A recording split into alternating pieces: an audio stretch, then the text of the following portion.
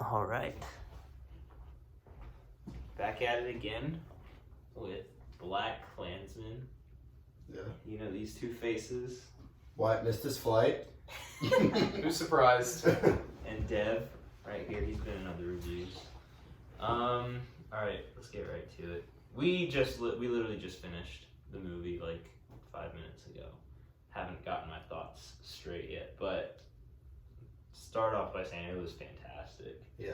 I thought, like, soundtrack, the imagery, the plot, everything was just like came together beautifully. So like it was definitely a very good movie.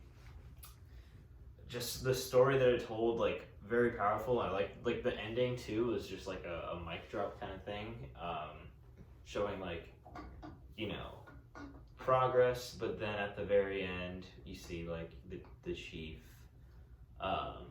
it says we're going to strip all evidence of this, but while obviously taking all credit and then showing all those like real life examples of how our country is still so divided, and how, you know, today we are not so different from where we were in this movie. Like, I don't know what year it was placed in. It was in the early 70s. Yeah, Yeah. 70s. It would have been during the Vietnam So War. yeah, and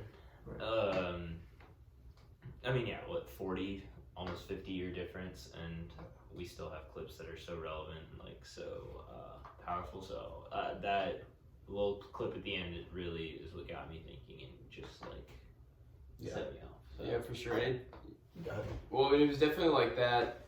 Like, obviously, the end of the movie was a completely different tone than, like, the rest of the film. Like, there was obviously some, like, really serious parts throughout.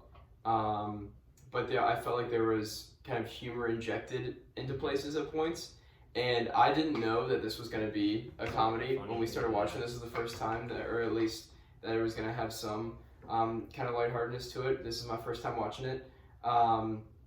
But yeah, ditto what Arjun said. I thoroughly enjoyed it as a movie. And then obviously Spike Lee with the just kind of slap in the face of relevance and how, or like our situation in this day and age really hasn't improved that much since this movie, I guess the early 70s when this movie was based. And yeah, the ending definitely sets a completely different tone than, you know, the 2.5 hours that preceded it, for sure. Yeah.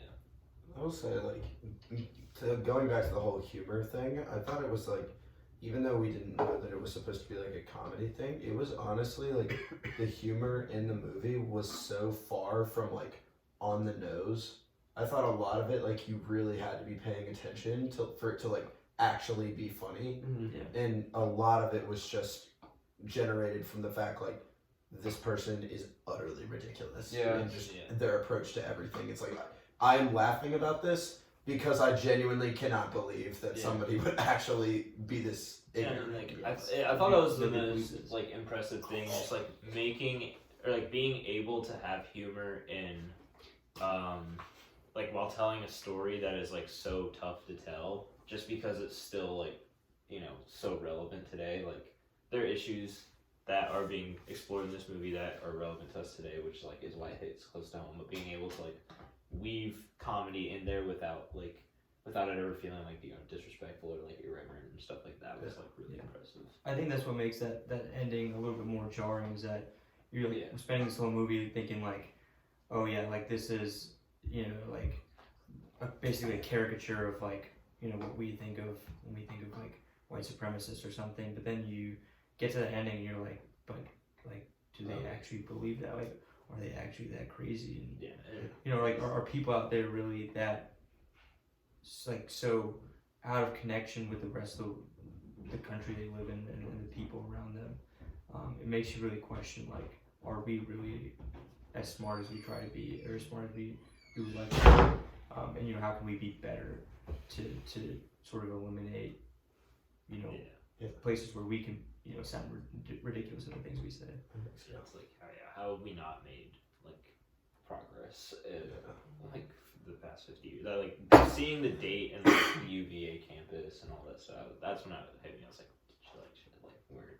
How do you think So obviously the movie is like probably the biggest example of like theatrical juxtaposition like that we've seen in a long time. Yeah. How do you think that like added to y'all's movie experience? I would say.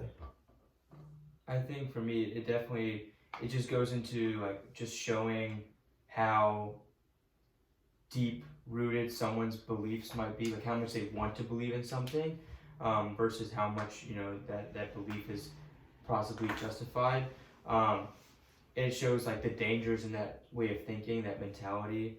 But I think it also, it's a really good way of capturing, that we're not really, like a lot of the differences we may see in each other are things that we may want to see, but if we strip it back, we're all human, and really there's probably not, and there definitely, I'd say not that many things between us that are different, but it's just that what people want to see, they see.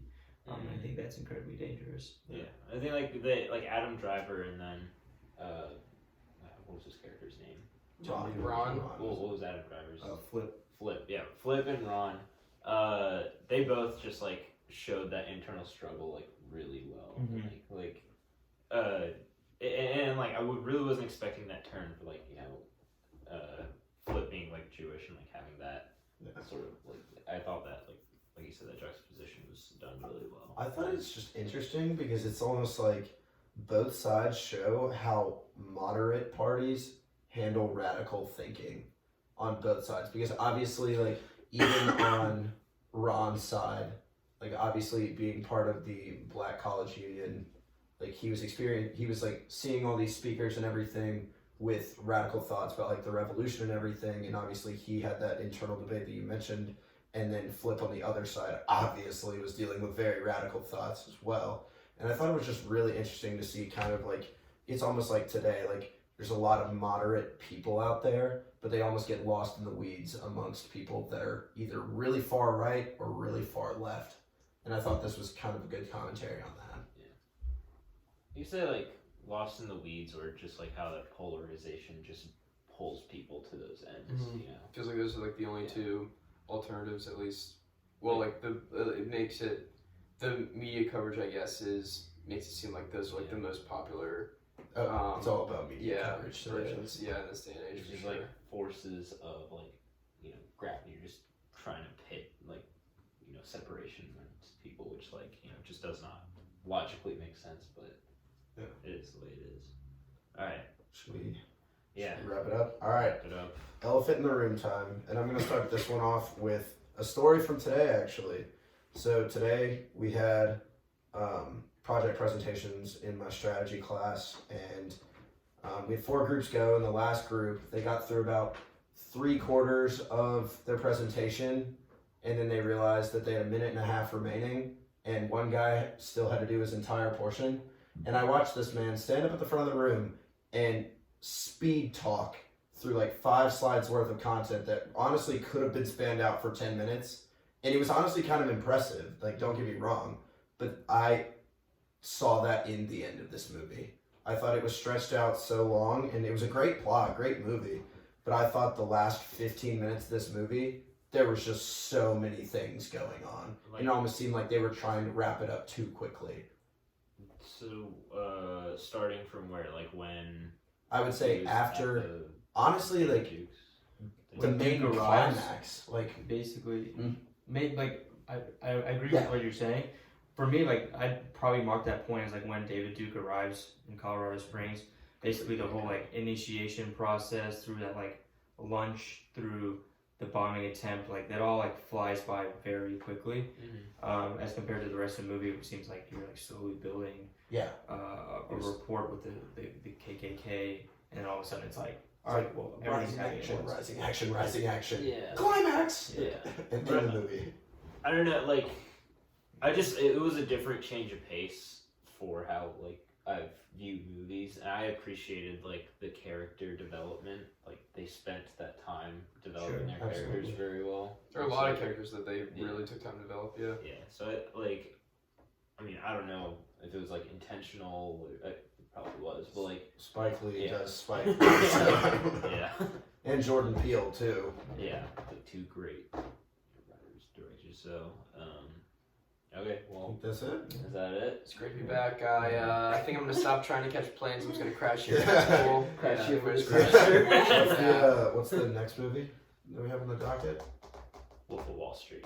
I think. Oh baby, the finance We is got the coming finance. out. Finance. I'm just gonna let them do the presentation. All right.